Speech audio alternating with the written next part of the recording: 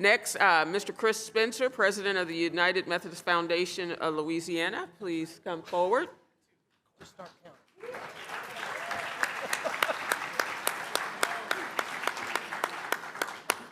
Good morning, conference. Good morning. Good to see everybody. I am Chris Spencer. I'm honored and blessed to serve as president of the United Methodist Foundation of Louisiana. I'm a white male, and I will generously call myself middle-aged. Yes.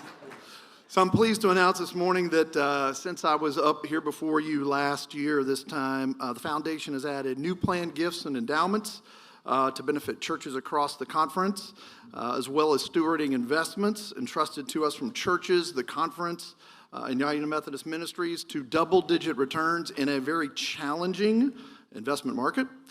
We've made more than $500,000 in new grants to 30-plus churches and ministries across Louisiana that will help rural communities, urban ministries, small churches, and flagship churches, as well as clergy and laity leadership training and education. And in that time, since last year, we've also held numerous presentations around the conference around plan giving and advocacy, and help a number of churches with stewardship guidance and financial consulting moving forward. We also celebrated a major milestone in our history, as you'll see on screen now, our 50th anniversary, which we celebrated this April at our annual meeting. We introduced a new logo and new branding colors, a fresh approach for the foundation that will carry us forward into our next 50 years with renewed purpose and vision. At our annual meeting, we elected 3 new board members, Reverend Katie Black, Brent Graham, and Dr. Van Stinson, and we elected a new executive committee of leaders, and if they could stand, if they're here, Reverend Joe Cooper will serve as our new board chair. Reverend Drew Sutton is our new vice chair. Val Levine is our new board secretary. Bob Kimbrough is our new investment chair. And then finally, Reverend Mimi McDowell is our new grants chair. So if you'd give these folks a round of applause for their excellent work and their volunteer help to help the foundation. So if your church has benefited from a grant from the foundation, if you're a clergy member who has received seminary service loan funding, or clergy leadership development education from the foundation, or if you currently serve on the foundation's board of directors, can I ask you to please stand at this moment? Wow. This is a moment of kind of self-indulgence, but for me, it gives me a chance to see how interconnected the foundation is to our churches and our ministries and the conference across Louisiana. We're blessed to continue to build upon the legacy of those who've come before us and had the vision for all the good work that the foundation can do in the conference all those years ago. For the past 50 years, the foundation has been committed to helping individuals and churches grow in generosity, stewardship, and faithful ministry. And we're going to take a moment now to watch a very short video, scaled-down video that we showed at our 50th anniversary celebration for our annual meeting back in April that tells our story from those early beginnings to the impact that we're making today. For half a century, the United Methodist Foundation of Louisiana has empowered ministry, managed church funds, and built a legacy of giving. The foundation is a committed organization to help the local church be the best local church that they could possibly be with the resources that they have. Join us as we celebrate 50 years of impact and share the story of how generosity and vision have shaped our journey. At the first foundation meeting in November of 1975, Mrs. Ruth Jones Cadwallader of New Orleans donated the first gift of $5,000. Like the mustard seed parable in the New Testament's book of Luke, this $5,000 has grown into a thriving institution with nearly $250 million in assets, thanks to years of wise investments and strong leadership. Part of the tremendous growth over the last 50 years has been a result of the trusted relationship, I think, that people have with the foundation.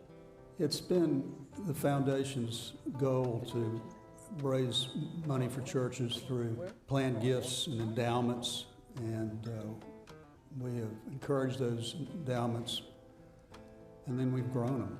So that's how we end up with $250 million worth of assets. Through this growth, the foundation has fulfilled its core mission of planned giving to build lasting legacies that sustain ministries for generations. The foundation's first planned gift was a charitable gift annuity established in 1990 by Nellie Rhodes Greer to support Christ United Methodist Church of Shreveport. Since then, a total of 421 planned gifts have been made, totaling over $50 million. Thanks to the generosity of Nellie and donors like her, hundreds of thousands of dollars are distributed annually to Methodist churches all over Louisiana, the Children's Home, and various other ministries, ensuring a future legacy of hope and service. The gifts that are given to the foundation live well beyond the lifetime of the giver. These are designed to be multi-generational and perpetual funds. The most important thing about planned gifts is the opportunity to continue as a faithful giver, even beyond. And also, I think it's an opportunity to tell the future church, I believe in you. The foundation plays an important role in the conference in terms of the grants that it provides. The foundation fills a gap in granting funds for specific projects, and I think help us extend the mission and ministry of the conference in beautiful ways. The first grant was made in 1992 to Cornerstone United Methodist Church of New Orleans for $2,500. Since then, the foundation has awarded $8.1 million to United Methodist Ministries. Foundation grants have supported the Seminary Service Loan Program, the Wesley Conference Center, clergy leadership training, many Louisiana Conference outreach programs, and the Louisiana Methodist Children's Home, as well as many innovative ministries through local churches. Over the past decade, a key priority for foundation grants has been clergy leadership, most recently the Practical Church Leadership Program at Dakota Wesleyan University. This reflects our strong commitment to investing in those who guide and inspire our churches. I was shocked to find out that there wasn't a single seminary that offered a Business 101 class to pastors. Now, whether we like it or not, a church is very similar to a business. It has people, it has buildings, it has to use money to pay bills, and they had received no training for it. So we started this program to help address that need, that education gap that they had. I'm so grateful for the opportunity to have participated in the Practical Church Leadership Program through Dakota Wesleyan University a few years ago. The resources offered in that program were truly priceless. We would talk about things about budgeting, how to stick to the budget, how to be able to read the accounting reports that you're getting back from your finance committee. In 2000, the foundation used a grant to launch the Seminary Service Loan Program. This was in response to a survey revealing that many clergy enter ministry burdened by seminary debt, a concern that could impact their service to their church. We developed a service loan program where we loan them the money to help them go to seminary, but they could pay it off not with dollars, but with service to the church. Over a 5-year period, each year would pay off 20% of the loan. While I was in seminary, I was able to get financial assistance with tuition to keep the cost affordable. So therefore, I could get my seminary degree and become an elder. And the scholarship loan program provided more than just financial support. Through that connection and the gift of the funds, but also the gift of the relationships, I felt more connected back to the home conference here in Louisiana. And it was certainly one of the factors that helped me understand that God was indeed calling me back to serve. So, just to wrap up, as we reflect on where we've been, it's also important to look ahead, to dream about what's next for the church and how we can continue to be faithful stewards of the gifts that God has entrusted to us. One way we do that, as you saw in the video, is through our grants and our sponsorships. And I want to take a moment to just kind of invite you to an upcoming workshop. We have flyers at our table in the back. It's time for a revolution. Pastor Mark DeMaez will be here speaking. It's a partnership between us and our friends at First United Methodist Church of Baton Rouge on Saturday, August 23rd. So come see us or come see Reverend Patty Hewitt or Reverend Brady Witten for more information. It's up to us, we know at the foundation, to help churches and donors and people sitting in our pews on Sunday mornings or watching online to understand that we all can play a role in growing God's kingdom.